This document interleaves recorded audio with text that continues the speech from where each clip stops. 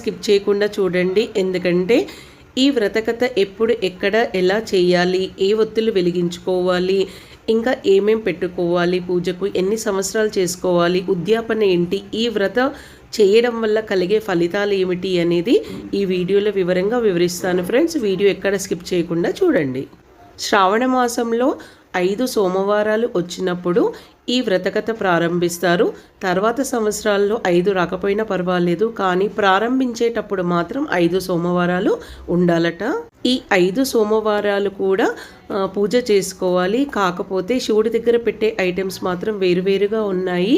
అవి ఏమిటంటే, మొదటి వారం ఏమో బియ్యంతోటి, రెండవ వారం గోధుమలతోటి, మూడవ వారం నువ్వులతోటి, 4వ వారం శనగలతోటి, 5వ వారం మినుములు తీసుకెళ్ళాలన్నమాట. ఇవి ఎన్నెన్ని తీసుకెళ్ళాలంటే, మొదటి వారం మనం బియ్యం తీసుకెళ్తాం కదా, ఇలాంటిది ఒకటి సిబ్బి తెచ్చుకోవాలండి. దీన్ని సిబ్బి అంటారు. మనకు చాటలు అవి చేస్తూ ఉంటారు కదా, వాళ్ళ దగ్గర దొరుకుతాయి ఇవి. కొందరి ఇళ్లల్లో అయితే ఉంటాయి. ఇలాంటి సిబ్బి పైన బియ్యం ఎన్ని పడతాయో అన్ని పోయాలి. తర్వాత ఒక పిడికెడు బియ్యం ఎక్స్ట్రా తీసుకోవాలి.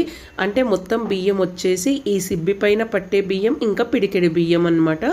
ఈ బియ్యం కూడా నూకలు లేకుండా, పురుగు లేకుండా, మట్టి లేకుండా చూసి శుభ్రంగా ఉన్న బియ్యాన్ని మాత్రమే తీసుకోవాలి.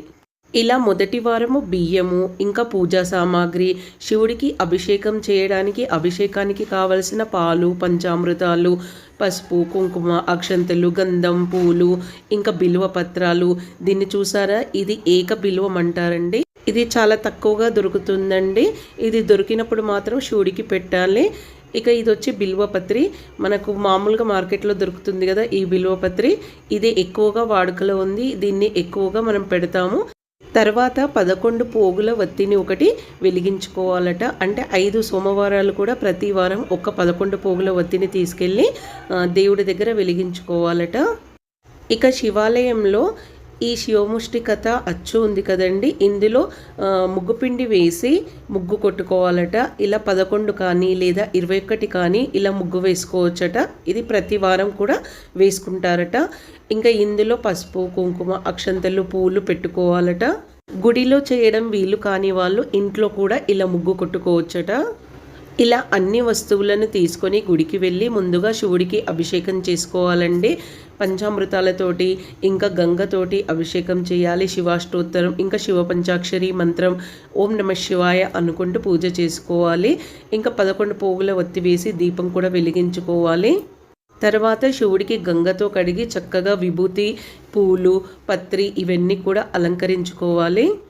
ఇంకా ఇంట్లో ఏదైనా నైవేద్యంగా చేసుకుని తీసుకుని రావచ్చండి. లేకపోతే కొబ్బరికాయ, పండ్లు కూడా నైవేద్యంగా పెట్టొచ్చు.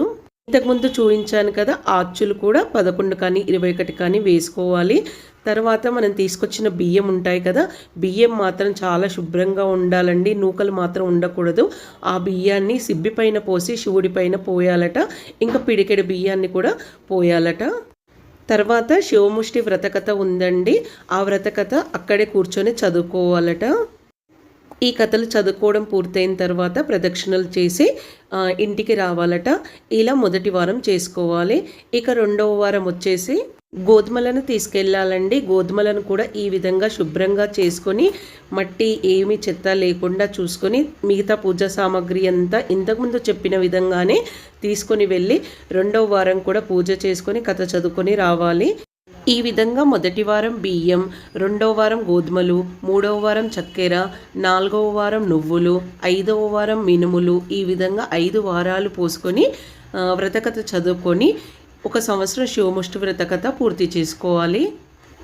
ఈ కథ 5 సంవత్సరాలు చేసుకోవచ్చట, లేదా సంవత్సరం కూడా చేసుకుంటారట, 3 సంవత్సరాలు కూడా చేసుకుంటారట అండి. అంటే మనం 5 సంవత్సరాల్లో పోసుకునేవన్నీ ఒకే సంవత్సరంలో పోసుకుంటే అది 1 సంవత్సరంలో పూర్తి అవుతుందంట. ఆ విధంగా లెక్క కట్టుకొని మనం ఎన్ని సంవత్సరాలు చేసుకోవాలి ముందే నిర్ణయించుకొని ప్రారంభించాలి.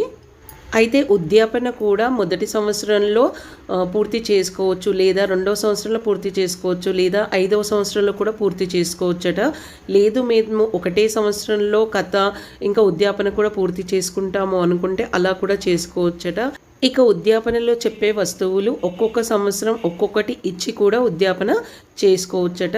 అంటే 5 వస్తువులు ఒకేసారి కాకుండా ఒక్కొక్క సంవత్సరం ఒక్కొక్కటి కూడా ఇచ్చేయొచ్చట. అలా కూడా ఉద్యాపన చేసుకుంటారట.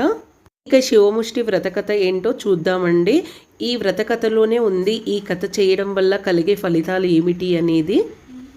శివముష్టికా వ్రతం మానవకాల ప్రమాణాన శ్వేత వరాహ కల్పంలోని వైవస్వత మన్వంతరంలో ప్రాప్తించిన 28వ ద్వాపరయుగ చరమ చరణాన హస్తినాపుర పాలకుడైన దుర్యోధనుడికి ఇంద్రప్రస్థాన నగరాధీశుడైన ధర్మరాజుకు జరిగిన ద్యూతంలో ధర్మరాజు ఓడిపోయాడు. ఆ కారణంగా పాండవులు పాంచాలి సమేతంగా 12 సంవత్సరాలు అరణ్యవాసం చేయాల్సి వచ్చింది. ఆ సమయంలోని వారు తీర్థయాత్రలు చేస్తూ కేదారనాథం చేరారు. అక్కడి కేదారేశ్వరుడిని ఆరాధించారు. ఆ సందర్భంగా ద్రౌపది ఒక పిడికెడు ముష్టి వరి ధాన్యాన్ని, ఒక గుప్పెడు ముష్టి నువ్వుల్ని, ఒక ముష్టి గోధుమల్ని, ఒక ముష్టి శనగల్ని, ఒక ముష్టి మినుముల్ని ఆ శివస్వామికి అర్పించింది. ఆ ముష్టి పంచకమే శివముష్టిగా పేరు పొందింది. ఆమె దానిని ఒక వ్రతంగా పట్టి నెరవేర్చిన కారణంగానే వ్రతబలం వల్ల కురుక్షేత్ర సంగ్రామంలో పాండవులు విజయం సాధించి హస్తినాపురానికి ప్రభువులయ్యారు అని అంటారు. ఇది ఒక కథ అండి, శివముష్టిక వ్రతంది. ఇది స్వప్న గారు పంపించారు. అంటే వాళ్ళు ఈ కథ చదువుకొని పూజ చేసుకున్నామని చెప్పారు. అందుకే ఈ కథను కూడా వీడియోలో పెట్టాను. ఈ కథను లావణ్య గారు పంపించారండి. తను ఈ శివముష్టి కథనే చదువుకుంటూ వ్రతం చేసుకుంటున్నారట. అందుకని తనే రాసి పంపించారు. థ్యాంక్ యూ లావణ్య గారు, థ్యాంక్ యూ సో మచ్ అండి మా కోసం ఈ శివముష్టి కథను రాసి పంపించినందుకు. శివముష్టి కథ. ఒక ఊరిలో ఒక బ్రాహ్మణుడు ఉండేవాడు. ఆయనకు 5 కొడుకులు, 5 కోడళ్ళు. చిన్న కొడుకు ఏ పని చేసేవాడు కాదు. చిన్న కోడల్ని అడవికి వెళ్ళి కట్టెలు కొట్టి తీసుకుని రమ్మని పంపిస్తారు. ఆమె గంగ ఒడ్డున కూర్చొని ఏడుస్తూ ఉంటుంది. అప్పుడు అక్కడి నుండి శంకరుడు పార్వతి వెళ్తూ ఉంటారు. పార్వతీదేవి శంకరునితో అంటుంది ఆమె ఎందుకు ఏడుస్తుందో తెలుసుకుందామని.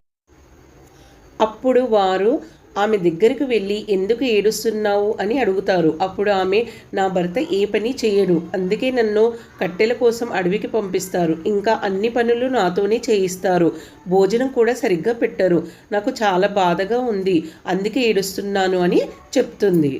అప్పుడు పార్వతీదేవి నీవు శివముష్టిక వ్రతం చేసుకో అని చెబుతుంది. గంగా స్నానం చేసి గుడిలో పూజ చేయు, నీకు అంత శుభం కలుగుతుంది అని చెప్తుంది. నా దగ్గర ఏమీ లేవు, పూజ ఇలా చేయాలి అంటుంది. పార్వతీదేవి గుడిలోకి వచ్చిన వాళ్ళ దగ్గర నుండి అడిగి పూజా సామాను తీసుకొని పూజ చేయమని చెప్తుంది. అప్పుడు ఆమె గుడిలోకి వెళ్ళి అక్కడికి వచ్చిన వాళ్ళ దగ్గర పూజా సామాను తీసుకొని పూజ చేస్తుంది. 1వ వారం అక్షింతలు తీసుకొని షిబ్బెడు పిడికెడు లింగం పైన పోసి నా భర్త దయ కలగాలని అంటుంది. 2వ వారం గోధుమలు పోసి అత్తామామల దయ కలగాలని కోరుకుంటుంది. ఇక 3వ వారం శనగలు పోసి బావల దయ కలగాలని అంటుంది. 4వ వారం మినుములు పోసి యారణ్లు అంటే తోడికోడళ్ళ దయ కలగాలని అంటుంది. 5వ వారం ఆమెను బయటికి వెళ్ళనివ్వరు. ఆమె ఎలా చేయాలని ఏడుస్తూ ఉంటుంది. అప్పుడు ఆమె మనస్సులో శంకరుడు పార్వతి వచ్చి ఏడవకు, మీ ఇంట్లో మూలన నువ్వులు సంచి ఉంది కదా, అవి తీసుకొని మీ మామ పూజ చేస్తుండగా అతని చేతిలో ఉన్న లింగంపై పోసి అందరి దయ కలగాలని కోరుకుంటుంది. ఆమె అలాగే వేడుకుంది. అప్పుడు ఆమె పోసిన నువ్వులు వజ్రాలు వైడూర్యాలు అయినవి. వాళ్ళ మామకు చేయి బరువుగా ఉన్నట్లు అనిపించి కళ్ళు తెరిచి చూసేసరికి చేతిలో వజ్రాలు వైడూర్యాలు ఉన్నాయి. వాళ్ళ మామ ఆశ్చర్యంతో ఎలా జరిగింది అని అడుగుతారు. అప్పుడు కోడలు జరిగిన విషయం చెప్పింది. అప్పుడు వాళ్ళు చేసుకున్నారు, ఇప్పుడు మనం చేస్తున్నాము అని అంటారు. ఇక ఉద్యాపన వచ్చేసి కేజింబావ్ అంటే కిలోంబావ్ బియ్యం, కిలోంబావ్ గోధుమలు, కిలోంబావ్ శనగలు, కిలోంబావ్ మినుములు, కిలోంబావ్ నువ్వులు తీసుకోవాలి. ఇంకా 5 గుల్లలు, 5 లింగాలు, 5 పత్రిదళాలు, 5 సెల్లలు. ఒక్కొక్క వస్తువు ఒక్కొక్క గుల్లలో కేజింబావు పోసి బంగారుది కానీ వెండిది కానీ లింగం పెట్టి పత్రిదళం పెట్టి అందులో సెల్ల కప్పి కొబ్బరికాయ పెట్టి దక్షిణ పెట్టి బ్రాహ్మణులకు దానంగా ఇవ్వాలి. ఇక వీటితో పాటు దక్షిణ, తాంబూలము, సాహిత్యము అంటే స్వయంపాక దానము ఇవన్నీ కూడా చేయవచ్చు. ఫ్రెండ్స్ చూశారు కదా శివముష్టి కథ ఏ విధంగా చేసుకోవాలి, ఏమేం పెట్టుకోవాలి, ఎన్ని సంవత్సరాలు చేయాలి ఇంకా ఈ కథ చేయడం వల్ల కలిగే ఫలితాలు ఏమిటి అనేది వివరించాను. ఫ్రెండ్స్, మీలో ఎవరైనా ఈ షోముష్టి కథను చేసుకుని ఉంటే ఎలా చేసుకున్నారు, ఎలా ఉద్యాపన చేసుకున్నారు, ఎన్ని సంవత్సరాలు చేసుకున్నారు అనేది నాకు కామెంట్ చేయండి ఫ్రెండ్స్, ఈ వీడియో చూస్తున్న వాళ్ళలో ఎవరైనా ఇప్పటి వరకు మా ఛానల్ని కనుక సబ్స్క్రైబ్ చేసి ఉండకపోతే సబ్స్క్రైబ్ చేయండి. పక్కనే ఉన్న బెల్ ఐకాన్ని క్లిక్ చేయండి. మేము పెట్టే కొత్త వీడియోస్ నోటిఫికేషన్స్ మీరు చూడగలుగుతారు.